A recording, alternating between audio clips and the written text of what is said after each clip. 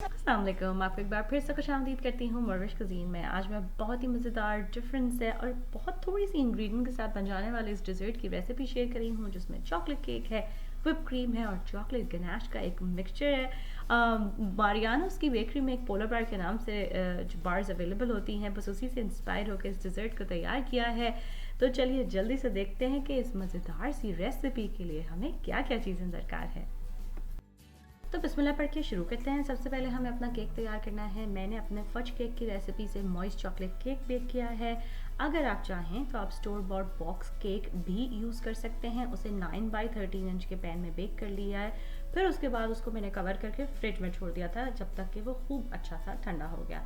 फिर एक cutting board ले रही हूँ, उसके ऊपर मैं फ्लिप कर रही हूँ। अब मैं ले रही हूँ whip टॉपिंग।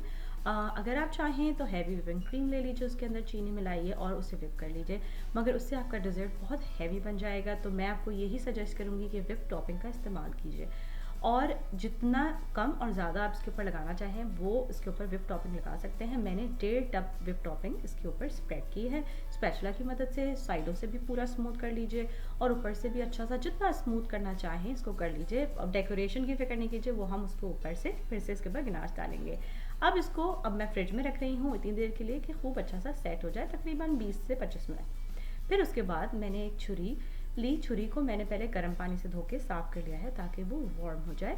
फिर उसके बाद मैं इस तरीके से छुरी को स्लाइड कर रही हूँ ताकि स्मूथ कट आए, छुरी को उठाना नहीं है और आखिर में इस तरीके से स्लाइड करके निकाल दीजिए।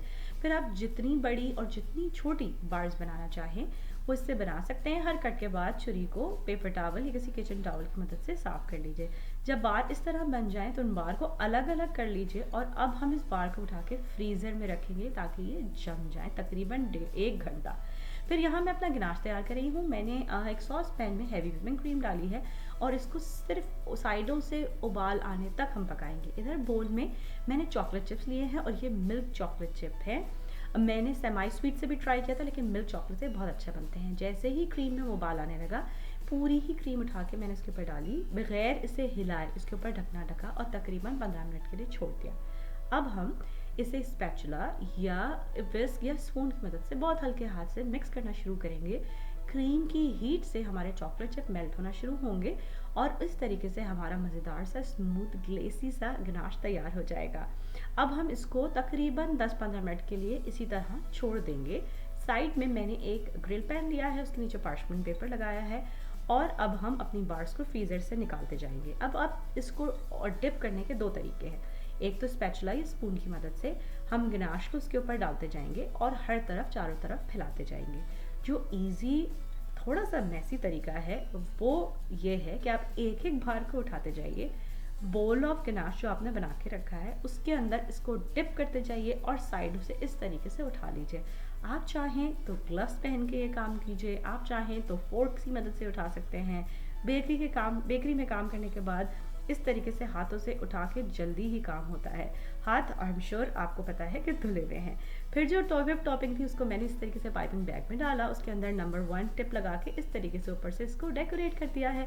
अब इसको फ्रिज में रखिए, खूब अच्छा ठंडा करिए और ये मज़ेदार सी पोलर बार को अपने पास इंजॉय कीजिए। बहुत ही डिफरेंट सा ये डिज़र्ट बनता है, क्रीमी स्मूथ चॉकलेट। अगर आप चॉकलेट लवर हैं तो आपको इस डिज़र्ट को बनाने में और खाने में बहुत मज़ा आएगा। और अगर इस रेसिपी को अपने पास ट्राई करें तो मुझे ज़रूर बताइए। कुछ और सीखना चाहते हैं तो वो भी ज़रूर बताइए। मेरी रेसिपीज़ का पसंद करने का और उनको सराहने का बहुत शुक्रिया। अल्लाह हाफिज़। अगर आपको ये रेसिपी अच्छी लगी तो इन लिंक्स पे ज़रूर क्लिक कीजिए ऐसी और बहुत सी मज़ेदार रेसिपीज़ के लिए।